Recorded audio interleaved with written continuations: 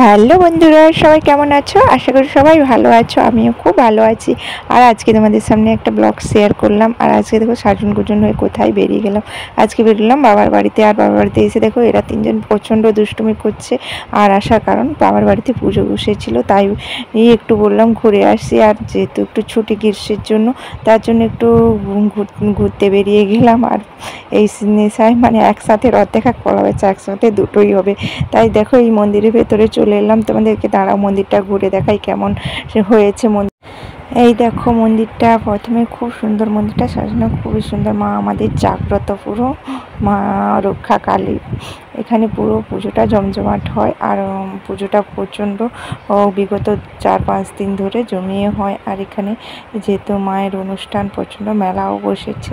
আর দেখো আমরা মেলাটা পুরোটা একটু ঘোরাঘুরি করলাম। তারপর দুষ্টু একটু রোল দিয়েছিলাম, ও খাচ্ছে না বলে আমি গেলাম। তারপরে আরতি হচ্ছে বলে একটু বসে গেলাম। আরতিটা দেখার পর তারপর দেখো এখানে ঘুরে এলাম। তারপর দিন দেখো নেক্সট দিন সকালে এসেছিলাম দুষ্টুর দাদা খেলবে বলে। আর দেখো ফার্স্ট টাইম খেলতে পারছি না। দেখো পুরো 2-4 পারে গিয়ে মানে হাঁড়ি ভাঙা প্রতিযোগিতা ছিল, হাঁড়ি তো ভাঙতে পারছে না, নিজের মাথায় বাটাবে।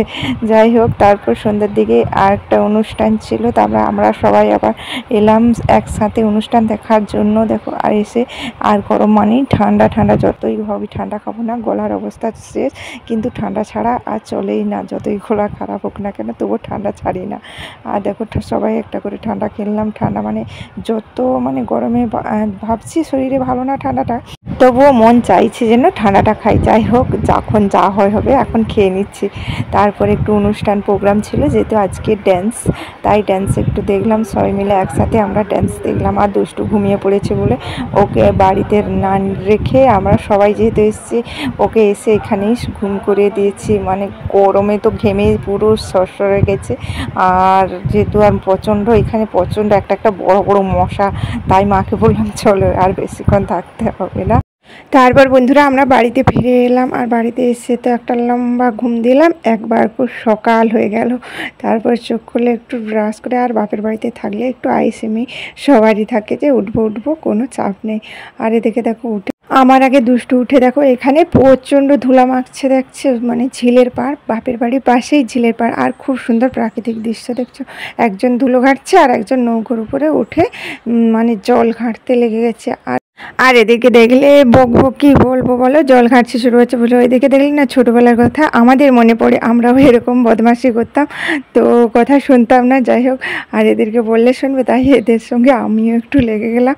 দুষ্টু ওইখানে চাপে বলছে, একটু চাপিয়ে নৌকোতে, তারপর ব্যাকে বাড়িতে নিয়ে চলে এলাম। আর এখানে যতক্ষণ থাকবে ততক্ষণ খুব সুন্দর, যেন আসতে ইচ্ছে হবে না, খুব সুন্দর একটা প্রাকৃতিক পরিবেশ। আর দেখো বেশিক্ষণ থাকলাম না, একটু বসে দুষ্টুকে বললাম চলো বাড়ি যাই। আর দুষ্টুর সঙ্গে দেখো কীরকম দুষ্টুমি করলাম, দুষ্টু বসে বসে শুধু চিৎকার করছে। আর ওকে সকালবেলা একটু ছোটালাম, দেখো কীরকম ও ছুটবে না, আমি জোর করব। দেখো বন্ধুরা সবার ফার্স্ট হবে আজকে। দেখো অনিয়মার সেট গ্রুপ বলতেই পুরো ছুট, দেখেছো। তারপর ওকে নিয়ে এসে ভুলিয়ে ভালিয়ে খাইয়ে দিয়ে ওকে রেডি করে আমরা তিনজনে আবার বেরিয়ে পড়লাম। কোথায় বলতো, বাড়ির দিকে। আজকে যেহেতু শেষ, তাই খাবার মানে আজকে ঠাকুরের প্রসাদ খেয়ে আজকে বিদায় নিচ্ছি বাড়ির দিকে। আর আমারও ব্লগটা এখানে এন্ড করলাম। কেমন হয়েছে কমেন্টে জানিও, ভালো লাগলে লাইক কমেন্ট সাবস্ক্রাইব। এখন টাটা।